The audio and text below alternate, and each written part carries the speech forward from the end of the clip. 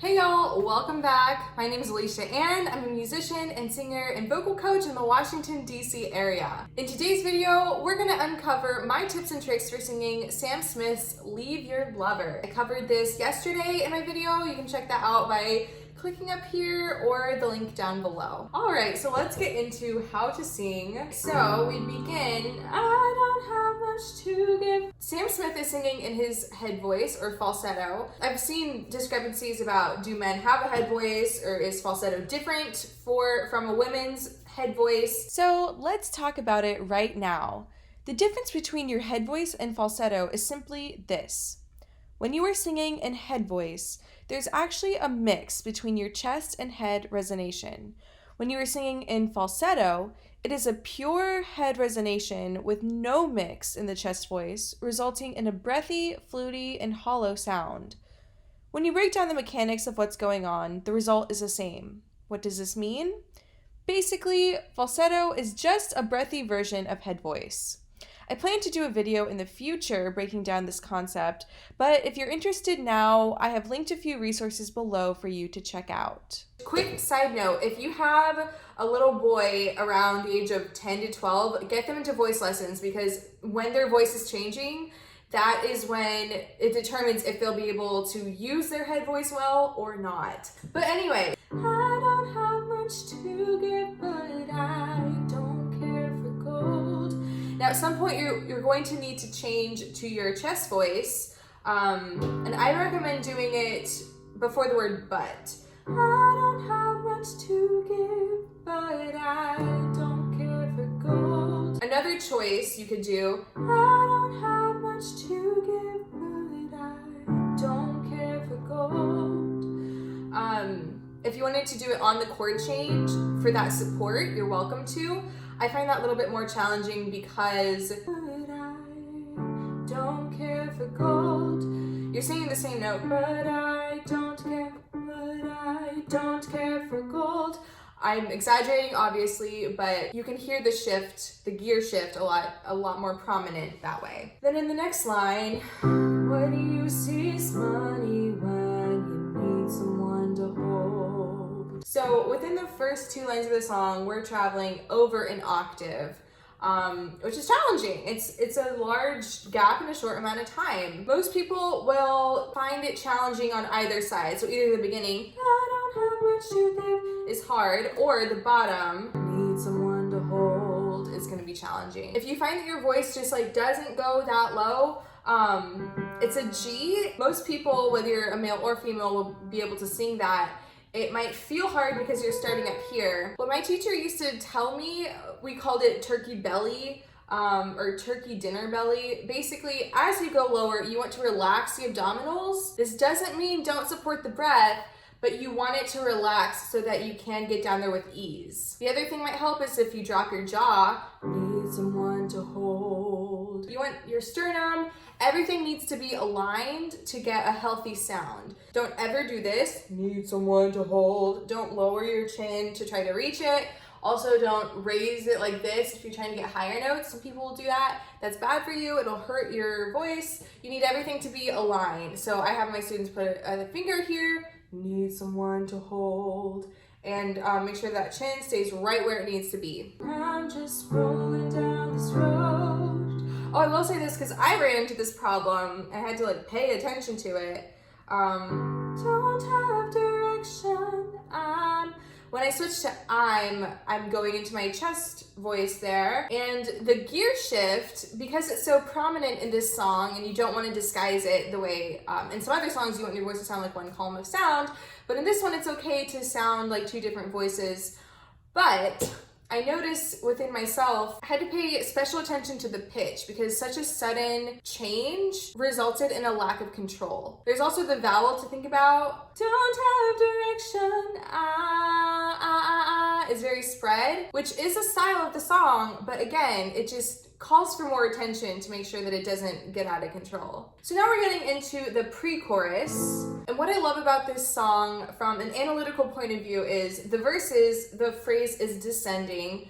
I don't have much to give, but I don't care for gold. And it keeps going down. What do you say is money when you need someone to hold? We're down in the basement, baby. And then in the pre-chorus, it does the exact opposite. It climbs. You'll never know the endless nights. Goes right back up, and then it goes down. The rhyme and out the rain, or how it feels to fall behind and watch you call his name. So, while this sounds amazing and it's really cool to analyze, it's really hard to sing because you have to be good at the descent and ascent. In vocal training, you'll work on warm-ups and vocalizes that work from the bottom to the top, as well as from the top to the bottom, to build the voice from both sides. That obviously takes a lot of time, but I did just want to point it out in this song. All right, so we have arrived at the chorus. I love the melody of this chorus. Back up and leave everything. Don't you see what I can bring? Can't keep this beating heart at bay. It's so delicate, it's so light. It reminds me a little bit of like if popcorn was like a porcelain doll. Back up and leave everything. That's what this sounds like to me. So how do you achieve the sound? This is gonna sound like conflicting information, but I promise, hopefully it'll make sense. It needs to be supported with the breath, but you also need to sing off the body to get the sound that you want. I've talked about singing off the body in previous uncovers. I won't rehash it here, but basically, when you sing, you want to use your whole body because your whole body is stronger than just, if you're focusing from here and above. And especially with your breath, it obviously comes from below. It comes from the abdominals. And usually these two work in tandem. Like you use your whole body to sing and you use your breath to support what your whole body has to give. However, so here's what it sounds like when I'm supporting with my whole body. I'm singing on the body. Pack up and leave everything. Don't you see what I can bring? And I switch my chest voice. Can't keep this beating heart at bay. As you notice, it was stronger because it was supported with everything. When I sing off the body and I only use from here and above, it sounds like this. Pack up and leave everything. Don't you see what I can bring? Can't keep this beating heart at bay. So, as you noticed, it was a lot less supported. It sounded kind of weak, but that's the point. I wanted it to sound weak. And then you can adjust how much body or non-body you want to use. Now, if I were going to take away the breath support, then we start worrying about intonation being out. Now, I want to reiterate that all of this takes a lot of time to learn how to use and control. So this whole singing off the body, using the breath, and then from there adjusting how much of each you want to use. You have to have really good control of your voice and be able to use both extremes in order to get the middle ground that you want. That's what voice lessons are for. So again, I'm not saying you would get this overnight, but those are kind of the things to be thinking about as you sing this. I feel like this uncover is a little bit like more advanced than I normally go. I hope it's still easy to follow. Leave me feedback below. Let me know if this is helpful. So then we repeat the verse. Well, it's a different verse, obviously. We sit in bars and race our dreams to growing old. Now this is the line I want to talk about. Oh, I'm in love with you and you will never know. So this is something I struggle with in my voice, but everyone has different voices. You might find it easier to do this. When Sam Smith sings that, he's very, it's expressive because it's breathy. As you get down there, as you have turkey belly and you let your abdominals relax, also let more air escape through the vocal folds. This is something that you have to really experiment with yourself and not, like, it's not something I can tell you like, oh, move this vocal fold this way and we can't see what's going on in here. And that's what makes the voice such a hard instrument to learn, because it's all based on feeling and abstract like thought about like how to achieve the sound. Some people find it helpful to bring their head voice down there, since the head voice is naturally just a little bit lighter sounding. And you will never know. You can determine if this works for you. For me, it just makes it feel a little weak, a little hard to control, but you're the best judge of your own voice, so do what feels right to you. And then of course the pre-chorus and chorus repeat. Oh, I think I forgot to mention the little cry on can't keep this beating heart at bay. So we do a little little cry there. He does it, I like to do it. You can decide if you want to do it. Some people find trouble finding out how to cry.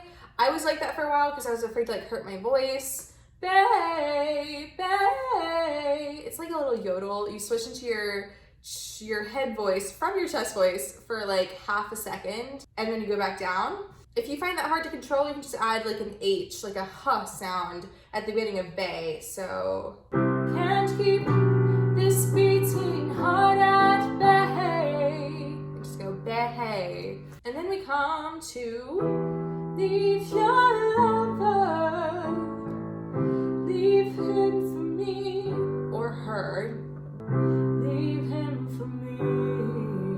So as you repeat this line, so when you get to the end here, leave your lover. Wow, it'd help if I played the right notes. We repeat this ending phrase a few times, and we actually repeat it throughout as well. I think I've mentioned this before in other uncovers, but it's so important, I'm going to say it again. In vocal music, it's pretty common to repeat text, and it's usually done for one of two reasons. The first reason is for emphasis. You say it again to make it stronger.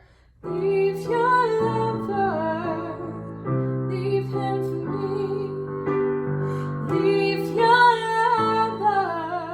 And then the other reason is for reflection. Leave your lover, leave him for me, leave your lover, leave him for me. So you're either getting stronger with it, the energy is becoming more present, or you're getting weaker with it, and the energy is more to yourself.